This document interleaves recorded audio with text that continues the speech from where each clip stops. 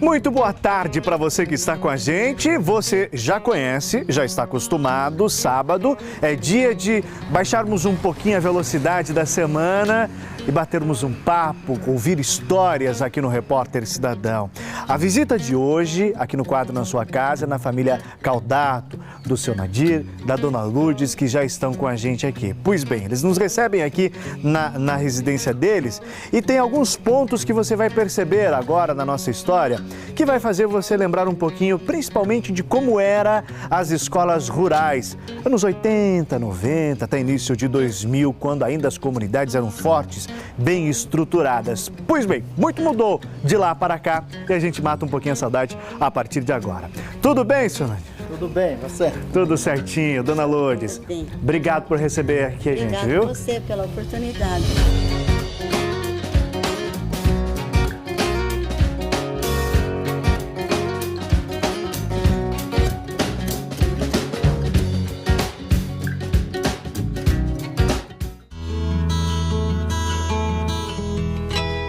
Pois é, a gente começa agora sim, bater um papo com o seu Nadir e a dona Lourdes para saber um pouquinho mais sobre a história dessa família, a família Caldato, que já reside em Pato Branco há muitos anos. Começando pela dona Lourdes. Dona Lourdes, a senhora é pato-branquense ou vem do Rio Grande do Sul também? Eu sou gaúcha lá de Ibirubá. Ibirubá. Meu pai veio para cá e a gente veio morar aqui, ali no Jondinho. Vê a família toda. A família toda, sim. Né? Eu tinha 17 anos e daí a gente morou ali, né? E vivemos ali até no ano 2001, que a gente morou no Jondinho. Que daí nós viemos aqui para Pato Branco, no Vila Isabel. A vida toda praticamente na área rural. Então, no ano 70, como tinha uma escola que tinha vaga lá, eu comecei a lecionar, a dar aula. Adorava a escola. Quando eu era criança, eu ia assim com carvão escrever de giz, porque na época a professora nem dava giz pra gente, né? A gente não tinha, mas eu amava aquilo lá. E ali eu comecei. E daí a nossa vida foi ali no Jondinho. Ali a gente trabalhou muito na comunidade. A comunidade só tinha escola. Tinha uma missa uma vez por mês que o padre ia. E daí a gente sempre participou diretamente na comunidade. E bastante criança tinha, né? Bastante famílias. Que quando foi para fazerem o levantamento para colocar o orelhão lá na comunidade... Para colocar um orelhão? Um orelhão. 69 famílias deu. O pessoal em casa deve estar se perguntando, porque tem gente da juventude que nunca viu um Que orelhão. nunca viu um orelhão. E lá eles serviam muito esse orelhão, né? Estava no centro ali, daí a comunidade trabalhava, se reunia, primeiro tinha uma canchinha de bocha, um pavilhão pequeno, depois foi feito, veio a energia elétrica no anos 83, Daí foi construída a primeira capela, o povo todo trabalhava, colaborava, porque a gente nunca faz nada sozinho, sempre tem... Tu pode liderar alguma coisa, mas tu tem um grupo de pessoas que colaboram contigo, né? Exato. É sempre assim. Daí depois foi feito um pavilhão, depois nós ganhamos no ano 88 uma escola nova. Professor Citilo, uma alma santificada boa, em memória, né? Astério era o prefeito, nos deram uma escola, construíram no interior de Pato Branco 4 escolas daquele jeito. Tudo igualzinha, móveis novos dentro, muita criança. Eu tinha 2 períodos, um de manhã, um de tarde. A gente já teve assim 28 numa turma, 32 na outra, né? Mas daí você trabalhava porque não tinha pré, não tinha essas coisas, né, que tem agora, que as crianças vão cedo. Entrava com 7 anos, a gente ensinava, eles aprendiam, porque só tinha a escola. E daí o importante que eu gostava, trabalhava, e ainda trabalho até hoje, é a igreja junto. Na escola? E na igreja. Então, lá a gente era assim, a professora naquela época, como as outras professoras também do interior, né? A gente era a autoridade na comunidade. né? A professora era o centro. E daí, se você souber conquistar os pais, eles te assim, como é que eu vou te dizer? Eles te dão autonomia. Autonomia, eles assim, eles gostam, eles gostavam. Então, tu trabalhava a escola e trabalhava a igreja. Então, quando tinha alguma coisa, dia de mãe, dia de pai, comemoração, a gente gostava de teatrinho, a gente reunia, todo mundo vinha para a igreja e as crianças diziam poesia, os cantos bonitos também que a gente cantava, que a gente ensinava. Eu jamais comecei um dia a aula sem fazer uma oração. Eu tenho o meu crucifixo desde sempre, ele está guardadinho. E estava lá na escola. E daí, 14 anos na época, o padre rezava a missa na escola antes de ser construída a igreja, né? Daí veio nossos 2 filhos, que nasceram no ano 76, né? 74 o Evandro nasceu, o Adriano no 76. E daí eles também fizeram de 1ª a 4ª lá comigo.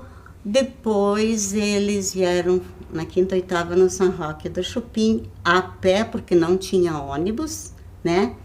De bicicleta, o pai comprou uma bicicleta a cada um, mas nem todo dia podiam vir de bicicleta, e assim foi que eles terminaram até a 8ª série, né?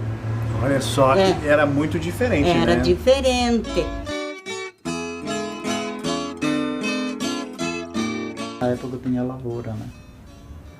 Hoje ainda tem, mas está tudo arrendado. Mas trabalhava muito? Era diferente na época? Não amanhecia, anoitecia, né? Tinha que fazer. E aí só os 2 em casa? Imagino que também não era tão simples, Ela né? nem parava em casa. Sempre na aula o dia inteiro. Cada um no seu serviço. Só que a minha escola da nossa casa era pertinho, né? Então, em 2 minutos você ia para a escola, em 2 minutos você vinha para casa, né? Mas assim, a gente viveu, a gente sofreu, tivemos dificuldade, como todo mundo tem. Passou né? muita dificuldade? Não exatamente tanta, porque a gente assim tinha aquela vontade de trabalhar. Quando você faz as coisas com amor, que tu tem dedicação, que tu quer fazer para frente, que você se sente bem, as coisas vão, né? Então assim, a gente foi que nem na escola, naquela época, a professora era autoridade, mas a gente, eu nunca fui de assim, ser severa. Eu trabalhava tudo com muito amor, que tinha mães que diziam assim, meu filho em casa, ele é não sei o que, e para você ele é bonzinho. Como a gente tem que tratar, né? Tem que tratar bem as crianças, né? Seu moço, preste atenção, procure me compreender, bem certinho vou dizer, se o senhor me permitir. E essa saída, seu Nadir, do interior para a cidade, sofreu muito ou estava tranquilo já? Eu passei bastante sofrimento, né? Porque muda. Muda a rotina? Muda a rotina. O que dava mais saudade, assim, quando veio, seu Nadir? Do sítio. Do sítio? Do sítio. Da lida ali? Mas eu ia para lá todo dia, toda semana. Mas não é a mesma coisa, né? Não é mais. Muda. E agora, tá tranquilão, seu Nadir? Estou tranquilo. Mas eu vou lá ainda. Sim. Não fica longe? Não, né? E por que manter essa espiritualidade, ter Deus perto de nós? Jonas, eu te digo assim, se você trabalhar sem fé, sem aquele espírito que te move, que te leva a fazer as coisas com amor, aquilo que tu for fazer, se você não colocar o Ser Supremo, que ele te rege junto, você esmorece. Você tem que trabalhar muito bem a espiritualidade junto com o teu trabalho. Tem que estar as duas coisas juntas. As duas coisas têm que estar junto. Depois eu também fui ministra da Eucaristia ainda lá, agora estou aqui no Vila Isabela, a gente continua. O bem ilumina o sorriso. Quisera nós termos aqui no quadro Na Sua Casa 30 minutos, 1 hora para bater papo, porque tem tantas histórias, né? E pessoas realmente com tanta bagagem assim, o tempo passa e a gente não vê.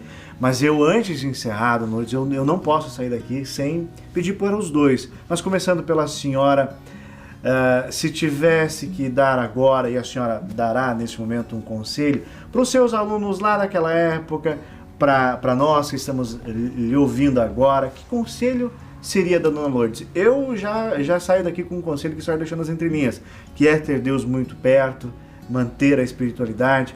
Mas a senhora, o que o coração manda dizer agora, Dona Lourdes? Olha, eu digo assim, respeitar para ser respeitado, né? Transmitir aquilo que é bom. Aquilo que não é bom, você ignora, não transmite. Procura o bem comum de todos e faça com que as pessoas vejam em você que você tem um Deus, que você tem uma Maria ali que leva, que ajuda na fé, né? E a gente, assim, quando você trabalha para a igreja ou para qualquer coisa que tu trabalha, você trabalha porque Deus te dá a saúde, permite que você faça isso, né? Se Deus permite, por que a gente tem que se negar? O Nadir também é muito atuante, ele tem que estar, se for para trabalhar, é com ele, né? Seria esse o conselho, senhor Nadir? Com certeza. Faça sempre o bem, não repare a quem.